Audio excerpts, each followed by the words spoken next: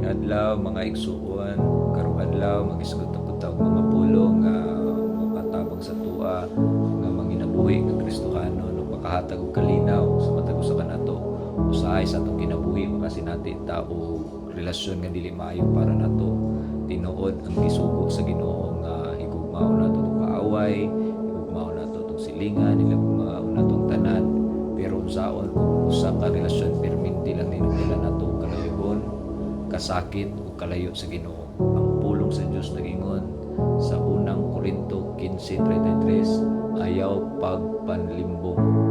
Ang dautan nga nagpanag-uban makadaot sa maayong batasan. Klaro kaayo ang klase sa mga tao nga atong kauban adunay dako kayong impluwensya sa ato ang kinabuhi.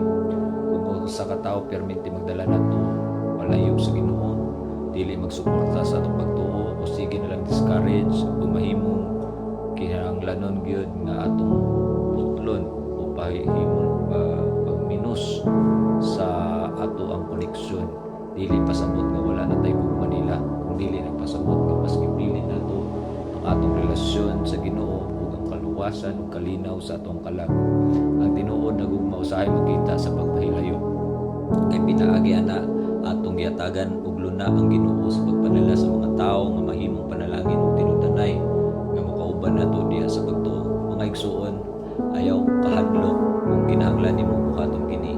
Ang Dios nagtanaw sa imong kasing-kasing ug siya maghatag og bag-ong relasyon nga makapalig